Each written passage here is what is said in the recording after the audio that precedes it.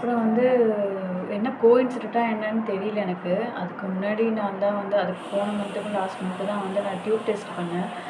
அடுத்த மந்த்து வந்து கன்சீவ் ஆகல, பீரியட்ஸ் ஆயிட்டேன். அதுக்கப்புறம் தான் அப்போ தான் ஆடி மாதம். அதுக்கும் நான் கடவுள் நம்பிக்கையை வேண்டிட்டு ஆடிப்பூரத்துக்கு வளையல்லாம் வாங்கி கொடுத்துட்டு, ஆடிப்பூரத்துக்கு வந்து அம்மனுக்கு வந்து வளைகாப்பு பண்ணேன்.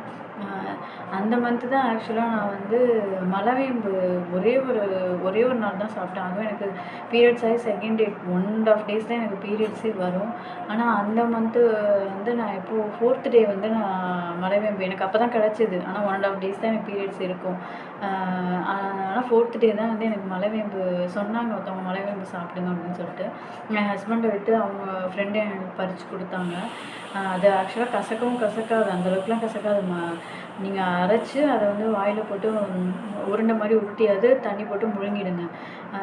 அந்த மந்த்து வந்து அது நான் சாப்பிட்டதாலேயோ என்னமோ தெரியல, எல்லாமே எனக்கு கோஇன்சிடென்ட்டாக இருந்தது. சாமிகிட்ட வேண்டினது, நான் அப்போ டியூப் டெஸ்ட் பண்ணி பிளாக் இல்லைன்னு சொன்னது, மலவேம்பு சாப்பிட்டது எல்லாமே வந்து அந்த ஒரு 2 to 3 மந்த்துக்குள்ளேயே நடந்தது. அதனால நீங்கள் வந்து அந்த மலவேம்பு வந்து வெறுமனே அரைச்சி காலையில் பீரியட்ஸ் ஆகி நீங்கள் செகண்ட் டேவோ 3rd டே கூட எப்போ வேணுமோ உங்களால் எப்போ முடியுதோ, நான் வந்து 4th டே தான் சாப்பிட்டேன். ஏன்னா எனக்கு அப்போ தான் கிடச்சிது. அதை சாப்பிட்டுட்டு நீங்கள் வந்து தண்ணி குடிச்சு முழுங்கிடுங்க. ஒரு நாள் தான் நான் சாப்பிட்டேன் ஆக்சுவலாக.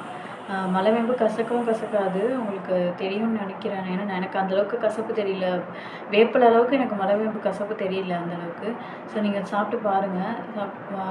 அழுக்கு எது இருந்தாலுமே வந்து க்ளீன் ஆகும்னு நான் நினைக்கிறேன், நம்புகிறேன். ஏன்னா நான் அந்த மந்த்து கன்சீவ் ஆனதுனால சொல்கிறேன். ட்ரை பண்ணி பாருங்கள்.